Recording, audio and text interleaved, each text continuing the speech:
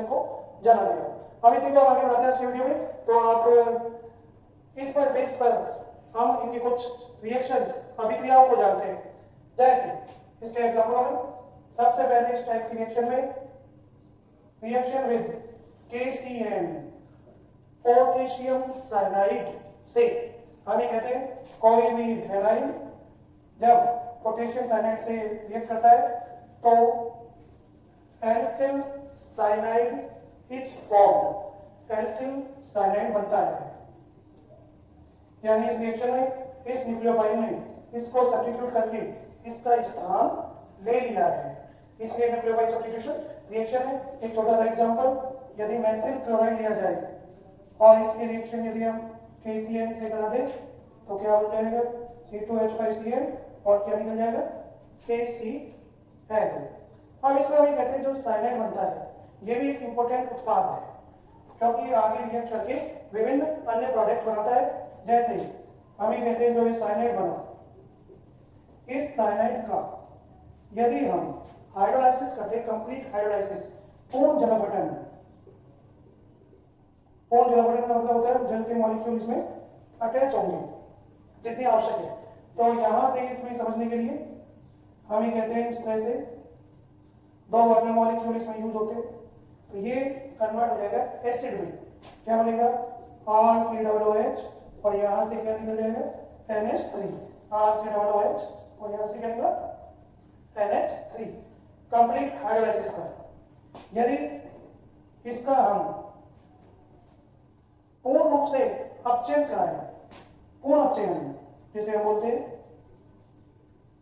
जो कि sodium plus ethyl alcohol की प्रेजेंस में हो सकता है, उसमें 4 हाइड्रोजन का इसमें अटैचमेंट होता है, प्रीफिक्स है। जब 4 हाइड्रोजन का अटैचमेंट होगा, 2 यहाँ काम आएंगे, 2 यहाँ आएंगे, जिससे एमीन बनती है, यानी C समूह हो जाता है CH2 में और N समूह चेंज हो जाता है NH2 में, तो एमीन बन जाएगी। इसी में यदि हम अपूर्ण जलापटन की बात करें, यानी जलापटन पूर्ण नहीं हुआ, आधा हुआ है, तब ये एसिड नहीं बनाया जाता, दूसरा प्रोडक्ट देगा। जब अपूर्ण जलापटन में 2 मॉलिक्यूल काम में है और अपूर्ण जलापटन में हम कहते हैं वाटर का 1 मॉलिक्यूल काम आएगा, जिसको समझने के लिए ऐसे दिखा दें इस प्रकार H2, तो ये एमाइड में चेंज होता है RCONH2, इसमें चेंज हो गया एमाइड में। एक और इसी में रिएक्शन, यदि इसका अपूर्ण अपचयन हो, अपूर्ण अपचयन में 2 हाइड्रोजन का योग होगा, पहले 4 होते थे, अब 2 हाइड्रोजन, मैंडियस अपचयन कहलाता है। तो इसमें एल्डेनिन में चेंज होगा RCH डबल बॉन्ड NH, ऐसे एक हाइड्रोजन यहाँ पर, एक यहाँ हमारी RCH डबल बॉन्ड NH, एल्डेनिन बोलते हैं इसे। और इसका आगे जलापटन करा दें, हाइड्रोलाइसिस और करा दें, तो ये हाइड्रोलाइसिस यूज शो किया जाएगा, एल्डिहाइड इज फॉर्म्ड, ये कन्वर्ट हो जाता है एल्डिहाइड में। तो कहने का मतलब ये हो गया जो ये साइनाइड बनता है ये विभिन्न अन्य प्रकार से विभिन्न अन्य प्रोडक्टों में परिवर्तित हो जाता है।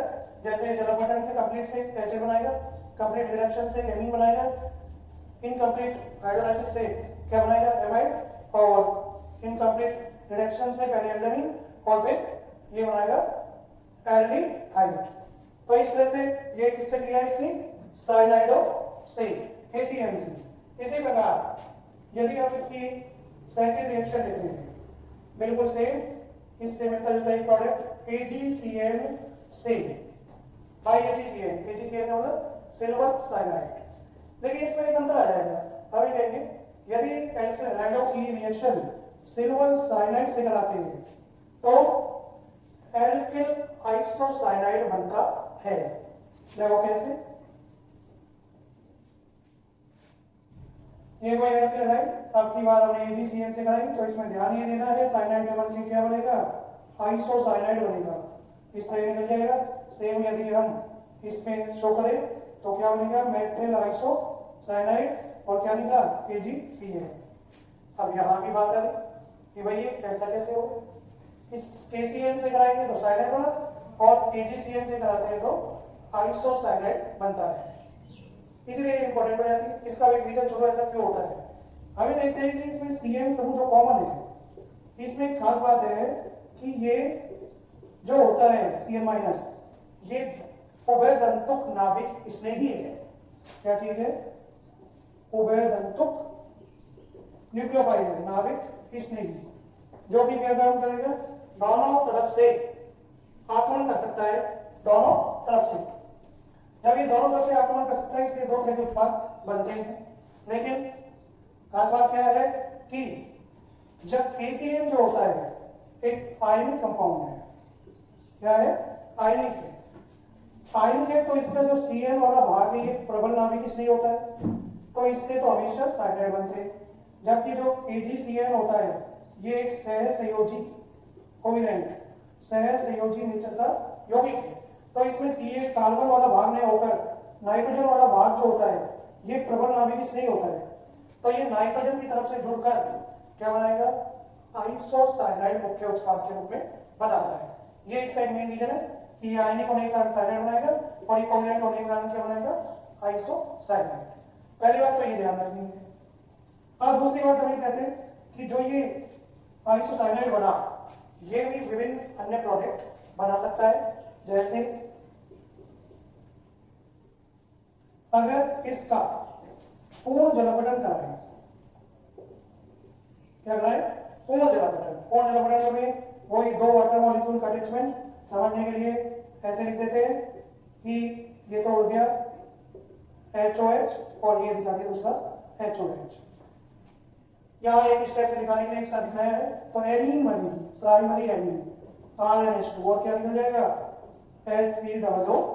HCOOH ये बनेगा इसका पूर्ण जलापटन करने पर।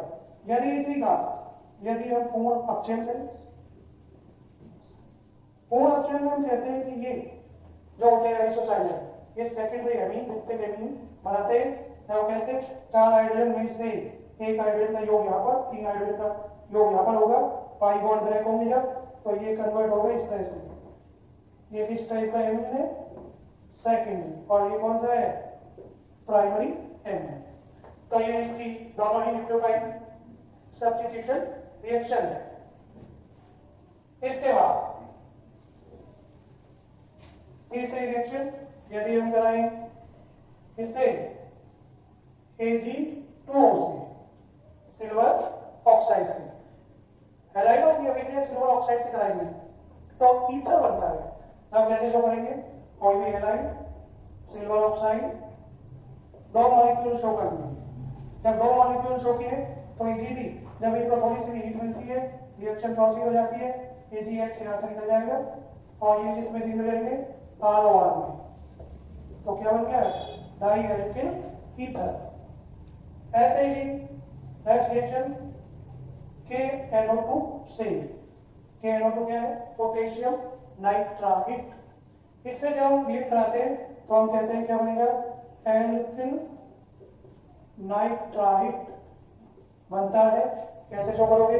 कोई भी एल्किल हैलाइड KNO2 को समझने के लिए हमने ऐसे शो किया, ये K प्लस न्यूक्लियोफाइल ये इसको सब्स्टिट्यूट करेगा और इसके साथ इस फॉर्म में आ जाएगा, एल्किल नाइट्राइट बन जाएगा।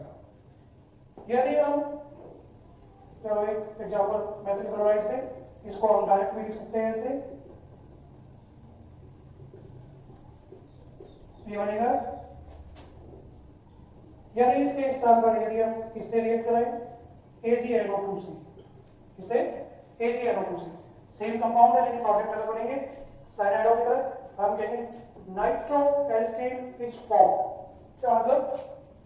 ये कोई हैलाइड, इसकी क्रिया AgNO2 से वही सहसंयोजी नेचर होने के कारण नाइट्रोजन की तरफ से अटैच होगा और ये बनाएगा।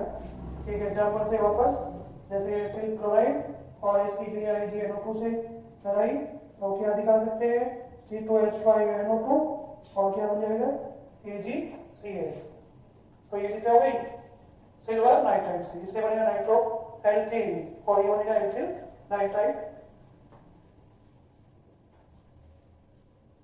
ऐसे ही नेक्स्ट रिएक्शन Na2S से Na2S क्या होता है? Sodium sulphide. सोडियम सल्फाइड से रिएक्शन कराएंगे तो थायो ईथर बनेगा। सिंपल ईथर की बजाय क्या बनेगा? थायो ईथर। कैसे शो कर दो? देखो RX वही सोडियम सल्फाइड समझने के लिए ऐसे जब भी रिएक्शन होगी क्या निकल गया? NaX। तो ये क्या बन जाएगा? RSR और 2NaX डाई एल्किल थायो ईथर बन जाएगा। ऐसे ही नेक्स्ट सोडियम थायोल से बना सकते हैं NaSS से। हम कहेंगे इससे क्रिया करके एल्किल थायोल बनेगा। क्या बनेगा? Alkyl thiol. थायोल कौन सा ग्रुप होता है? थायो एल्कोहल वाला SH। रिएक्शन कैसे शो कर सकते हो? RX की क्रिया इससे करा ये वही माइनस ये प्लस ये माइनस ये प्लस ये निकल जाएगा और रिएक्शन में क्या बनेगा? ये बन जाएगा। किसी स्पेशल कंपाउंड से जैसे C2H5Cl लेकर प्रोसीड कराई, सोडियम मर्केप्टाइड भी बोलते हैं इसे। तो ये क्या हो जाएगा? C2H5SH plus NaCl। तो इस तरह से ये बन गया सोडियम थायोल से इसकी रिएक्शन एथिल थायोल बन जाएगा। ऐसे ही नेक्स्ट रिएक्शन कर सकते हो R से Ag से किसी भी सिल्वर लवण, हम लोग के सिल्वर लवण से इसकी रिएक्शन कराओ एल्किल हैलाइड होगी। तो देखिए क्या बनेगा? आप कहेंगे एस्टर इज फॉर्म्ड। एस्टर बन जाएगा जैसा आप रिएक्शन में देख रहे हैं। ये Ag प्लस की फॉर्म में ये पूरा न्यूक्लियोफाइल ये इसको हटाएगा AgX के रूप में और इसके साथ अटैच हो गया R-OCO और प्लस क्या बन गया? AgX। यानी ये क्या बन जाएगा? एस्टर बन जाएगा। तो इस तरह ये रिएक्शन हो जाती है किससे? सिल्वर एसीटेट से। ऐसे ही नेक्स्ट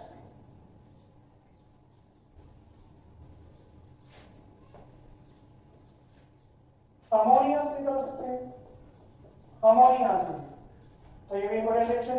यदि हम एल्किल हैलाइडों की क्रिया अमोनिया से कराएंगे तो प्राथमिक द्वितीयक तृतीयक एमीन हमें प्राप्त होगी। वो चतुष्क एमीनों का एक लवण बनेगा। देखो रिएक्शन में कैसे? कोई भी एल्किल हैलाइड अमोनिया से इसकी रिएक्शन एक HX का सब्स्टिट्यूशन होगा।